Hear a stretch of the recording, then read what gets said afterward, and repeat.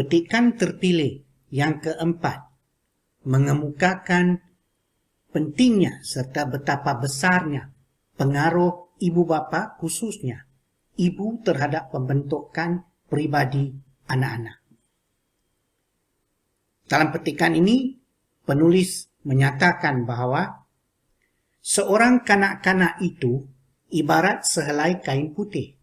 Terpulanglah kepada ibu bapa untuk mencorakkan pribadi kanak-kanak tersebut. Dalam puisinya, William Ross Wallace ada menyebut, tangan yang menggoyang buayan itulah tangan yang akan menggoncang dunia. Jelaslah, sejak zaman dahulu lagi, peranan ibu sebagai seorang pendidik telah diiktiraf oleh masyarakat. Mari kita kaji petikan ini dengan lebih terperinci.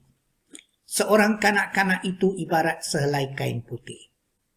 Penulis kali ini menyamakan seseorang kanak-kanak itu dengan sehelai kain putih pula. Seperti yang kita tahu, kain yang putih sudah tentulah mudah untuk dicorakkan. Jikalau ibu bapa mencorakkannya dengan corak batik, maka kain batiklah jadinya.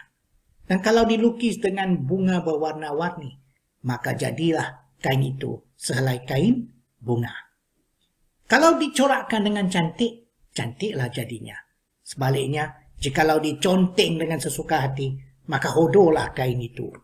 Jadi di sini kita dapat lihat bahawa cara seseorang ibu itu mendidik si anak kecil itu akan menentukan sama ada anak kecil itu menjadi orang yang cemerlang kelak ataupun akan menjadi seorang anggota masyarakat yang mengalami berbagai kekurangan atau kepinjangan.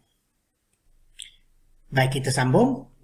Dalam puisinya, William Ross Wallace ada menyebut, tangan yang menggoyang buayan itulah tangan yang akan menggoncang dunia. Coba kita lihat gambar ini.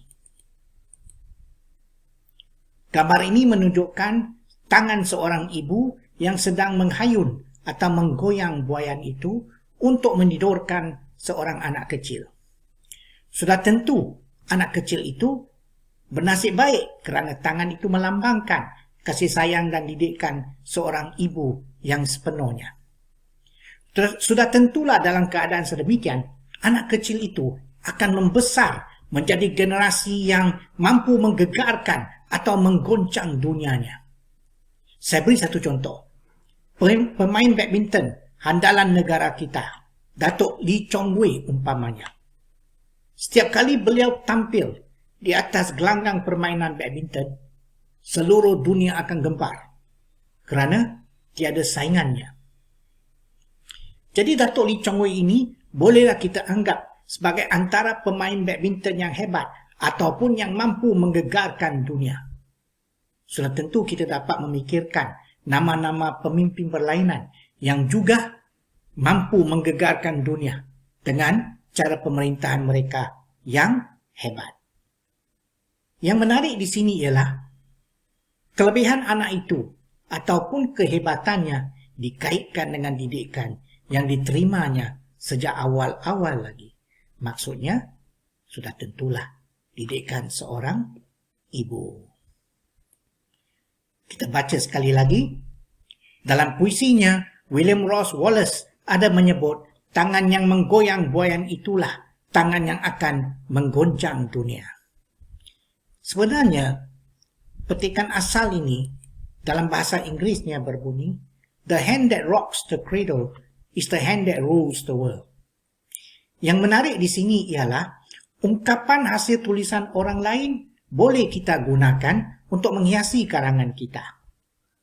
Tetapi kita perlu ingat, hasil tulisan orang lain itu tidak harus dianggap peribahasa semata-mata kerana susunan katanya indah. Jadi, kita mesti pandai membezakan antara peribahasa dengan hasil tulisan orang lain. Baik, kita teruskan lagi.